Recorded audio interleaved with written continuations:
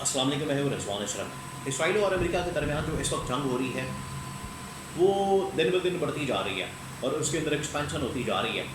उसके अंदर मज़ीद ममालिक आ रहे हैं और अब वाज़ेह तौर पर नज़र आ रहा है कुछ ताकतें इसराइल के साथ खड़ी हो चुकी हैं और कुछ ताकतें ईरान के साथ खड़ी हो चुकी हैं और वाज़ेह तौर पर एक डिवाइड नज़र आ रही है। अब इस जंग के अंदर रूस और चीन भी कूद पड़े हैं, जहाँ पर पहले तुर्की भी इस जंग के अंदर शामिल हो गया था। फिर उसके बाद अरब ममालिक की जानब से भी स्टेटमेंट्स सामने आई इस जंग के मतलब। वहीं पर अब रूस चीन की जानब से भी वाज़ेह तौर पर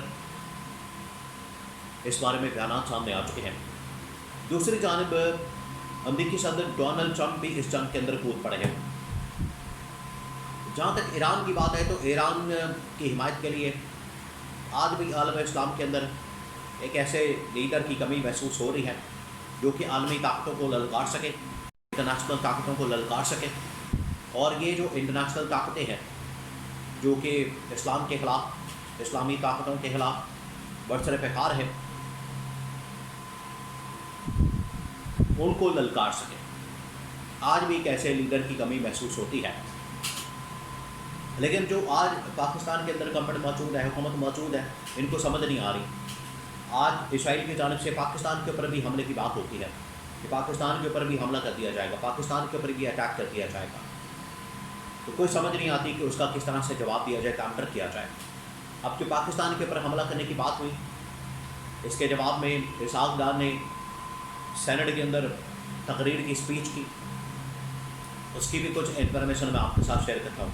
तो आलमी तनाज़ुर, पाकिस्तान के तनाज़ुर के अंदर कुछ अहम तरीन मालूमात मेरे पास मौजूद है, एक एक करके मैं आपके साथ शेयर करता हूँ। देखिए, सबसे पहले तो ये जो जंग है इसका दायरा कार बहुत ज़्यादा बढ़ता जा रहा है, बहुत ख़तरनाक और खौफनाक हद तक जा चुका है। इसराइल ने यहाँ पर बहुत बड़ी मिस्कल कैलकुलेशन की है। इसराइल की जानब से ये कैलकुलेशन की गई कि मसला ही कोई नहीं, मसले वाली बात ही कोई नहीं, हम चाहेंगे ईरान के ऊपर हमला कर देंगे, ईरान के ऊपर हमला करेंगे तो जिस तरह से हमने यमन के ऊपर, जिस तरह से हमने इराक़ के ऊपर, शाम के अंदर, लेबनान के अंदर, उर्दन के अंदर हमले किए हैं, हमें कोई मसला नहीं हुआ। हम जाते हैं, हमला करते हैं, किसी भी बहाने में, किसी भी आड़ में हम हमला कर देते हैं और उसके बाद हम वापस आ जाते हैं तबाही वाला बर्बादी फेर के। कोई मसले वाली बात नहीं होती, कोई टेंशन नहीं होती, कोई परेशानी नहीं होती। इन्होंने कहा ऐसे ही पहले इन्होंने पाकिस्तान के ऊपर हमला करने की कोशिश की इंडिया के थ्रू, वाया इंडिया।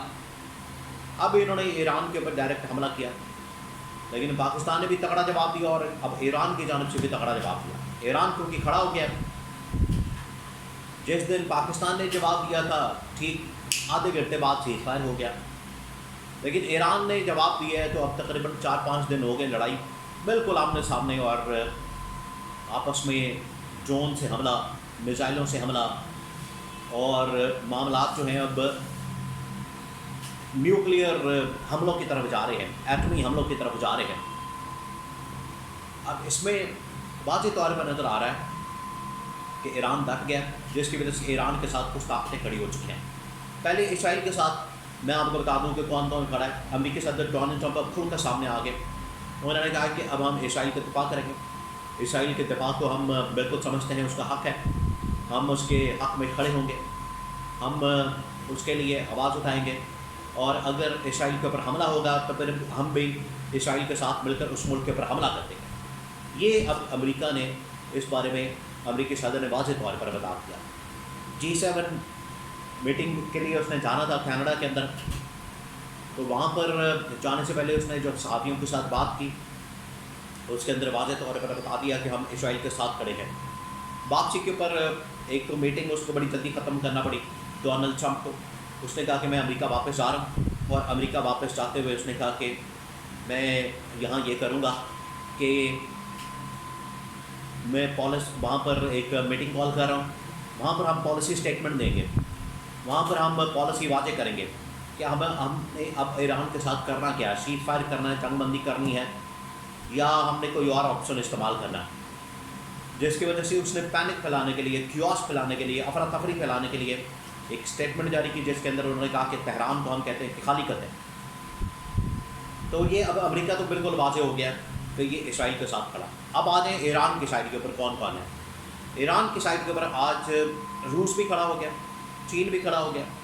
اس سے پہلے سعودی عرب نے اسرائیلی حملے کی مذمت کی، اور عرب ممالک نے اسرائیلی حملے کی مذمت کی، ایران کا ساتھ دیا. پاکستان نے بھی ایران کا ساتھ دیا.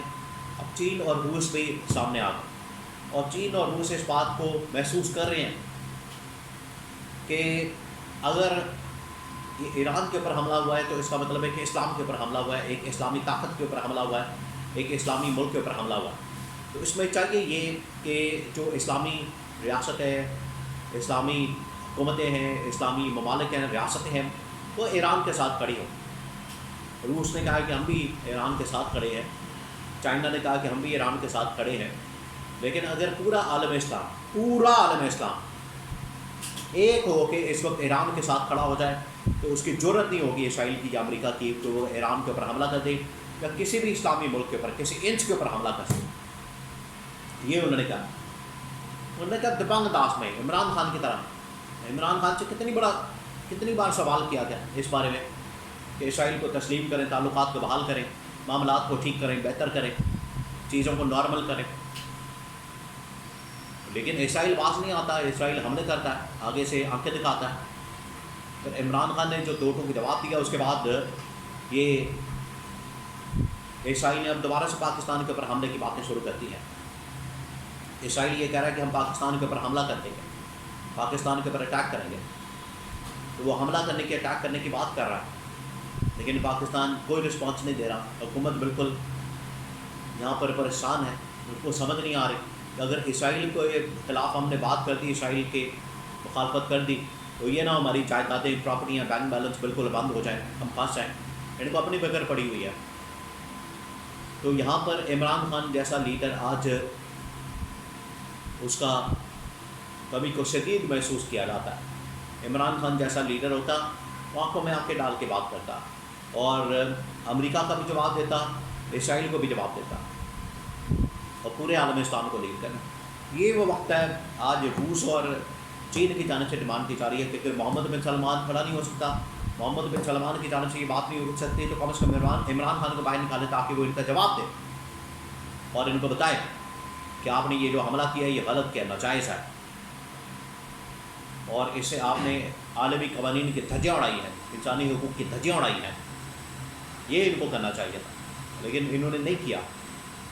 اب حالات یہ ہیں کہ اب چین اور روس بھی ایران کے ساتھ کھڑے ہو گئے ہیں.